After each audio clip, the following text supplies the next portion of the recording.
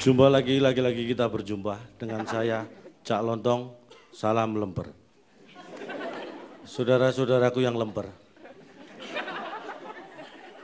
Saya ingatkan sebelumnya, saya di sini tidak ingin membuat Anda tertawa terbahak-bahak, terus-menerus, terpingkal-pingkal, tapi tidak ada kesan dan hilang begitu saja. Jangan mendesis, Anda manusia bukan ular.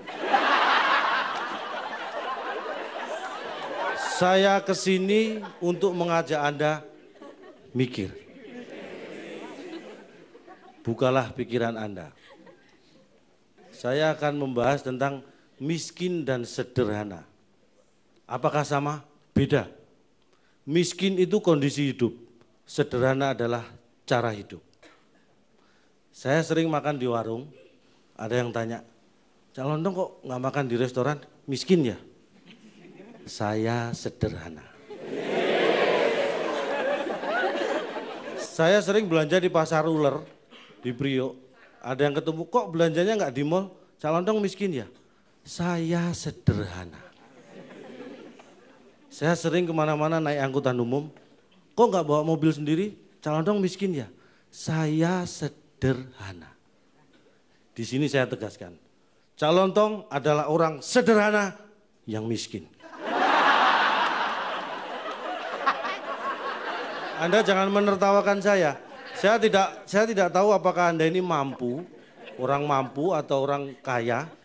Tapi kalau saya lihat sebelum Anda tadi duduk di sini, perilaku Anda tidak menunjukkan itu.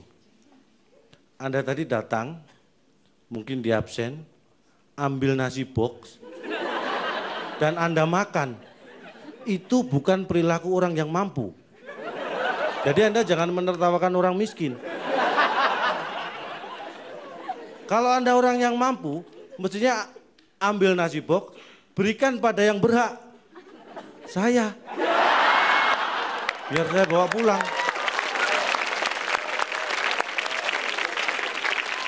Tugas Anda mikir, bukan tepuk tangan. Apakah miskin bisa dirubah? Bisa.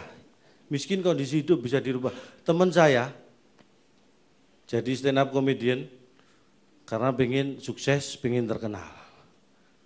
Tapi yang lebih penting adalah kesiapan Anda ketika Anda sudah menjadi terkenal dan sukses. Karena teman saya itu ternyata tidak siap. Dia pengen terkenal, begitu terkenal, kemana-mana pakai kacamata hitam, pakai topi, supaya tidak dikenali orang. Kalau ada yang nanya pin BB-nya, jangan dikasih oi, jangan sembarangan ngasih pin BB gua. Itulah orang yang punya tujuan, tapi tidak siap ketika dia sudah sampai ke tujuannya. Kasihan deh lu. Apa yang harus kita lakukan pada kondisi ini? Hanya satu kuncinya. Sederhana. Nunggu apa lagi? Sudah.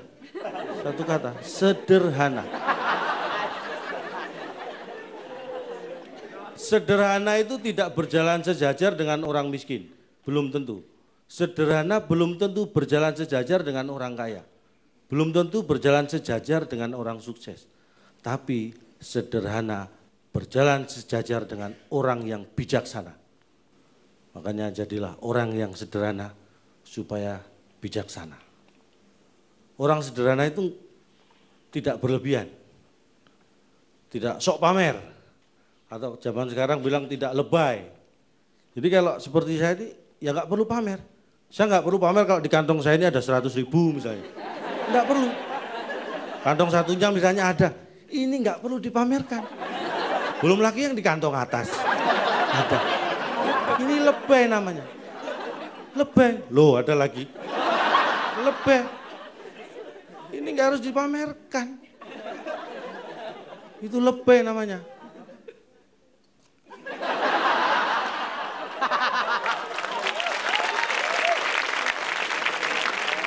Dan ternyata penyakit lebay itu bukan hanya terjadi pada orang kaya.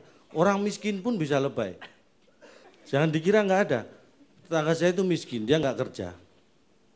Kalau ditanya, kenapa nggak kerja? Nggak ada ongkos. Karena kita simpati, kita beri ongkos. Masih belum berangkat kerja. Kenapa nggak berangkat? Kan sudah ada ongkos. Nggak ada baju sama sepatu. Kita belikan. kasih baju sepatu. Enggak berangkat juga. Dia memang orang enggak punya. Sekarang sudah punya ongkos, sudah punya baju, sudah punya sepatu. Kenapa enggak berangkat? Saya orang enggak punya. Saya enggak punya waktu untuk kerja. Itu kan lebay. Karena dia hidup itu dari rangkaian waktu, kenapa dia bisa bilang nggak punya waktu? Ini yang harus Anda ingat.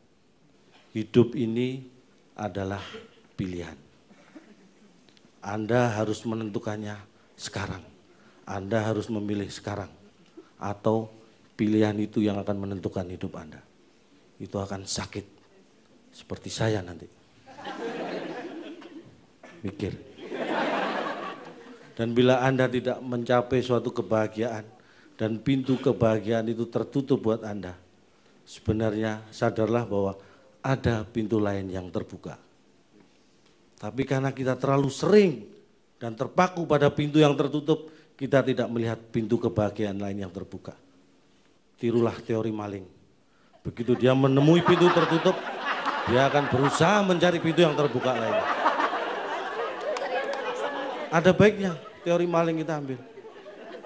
Jadi orang jangan mudah terharu, tapi mudahlah tersentuh dan tergerak hatimu. Orang terharu kalau melihat kemiskinan, pertama kali yang diambil adalah sapu tangan, bukan dompetnya. Orang yang tergerak hatinya, begitu melihat kemiskinan, yang pertama kali diambil adalah dompetnya. Tapi ada satu hal yang tidak boleh Anda tiru. Ada orang yang begitu melihat keramaian, yang pertama diambil adalah dompet orang lain.